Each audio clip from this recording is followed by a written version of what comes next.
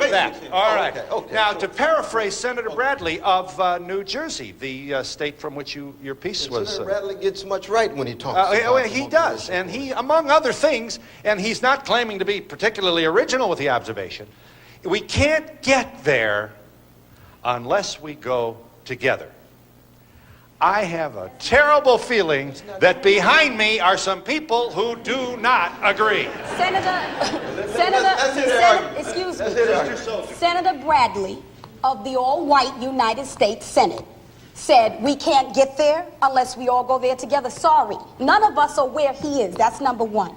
Number two, you're making a moral appeal to a country that doesn't have a moral conscience. The question becomes that when white people feel serious and angry and upset about abortion, they come out in the thousands up to the millions to say, this is what we believe about abortion. Where is the white outcry against white racism that murders African people all around this entire globe? It doesn't exist. So who are these white good people? I want to meet them.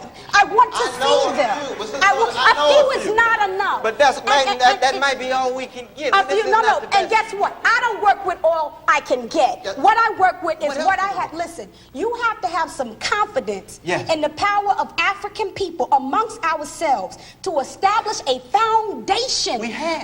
We haven't. We have utter chaos in our cities, and you've got to see that. There's no black institution we can build. You can have a program. I'm not saying we've built a lot of institutions, and those institutions have not been effective. The majority of millions of African youth in this country are dying mentally, dying spiritually, dying emotionally, dying academically, and you may have a program, Mr. Brown may have a program, but what we got to talk about is an American government that tracks millions of African people who don't go to your program, don't go to Brown's program, millions of African people, not only here, but all around the world, and if we are not honest enough to say who are our friends, who are our enemies, to know what a friend is, to know what an enemy is, we will constantly be trying to get into people's parties, to shake our butts with them, to get them to like us, and that's not the question. The question is, what can we build amongst ourselves to secure ourselves from our enemies so that we will be able to survive into the future? Mayor Kelly wanted to say. That's not what I heard from Cornel West. There are lots of oases of hope in spite of all of what Sister Soldier says is true.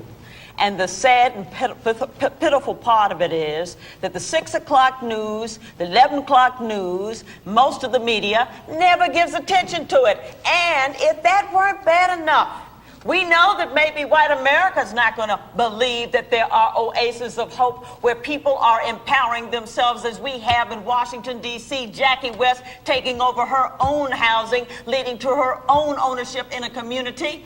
But the sad and tragic part is that our own community buys into their sense of powerlessness. We surrender to the power of the white man as if we were not the descendants of the first civilization, as if we were not an empowered people. That is the greatest frustration of all. I never surrender to anybody, but I'm wise enough to know that if I walk out Washington, D.C. tonight, some black kid in Washington, D.C. is blowing off another black kid's head for a pair of sneakers because the institutions that we're talking about, not the things that we hold up to say, look, this is one example. The institutions that we're talking about are not saving the minds of those African children. That is the honest truth. None of these Negroes saved me. None of these Negroes. Your mother didn't help save you. None of them. You did it by yourself. Listen. You know who saved me? A man named John Desane in Englewood, New Jersey, who told me who I was, who showed me my history, who told me who my enemies were, who let me know that this was not an easy world, who let me know that this was a cold environment, who let me know. No, what he's not a part of is dilly-dallying with the minds of African children and letting them know what the real situation is in America, where they will be killed if they do not know. He apparently left out some very important facts. He apparently left out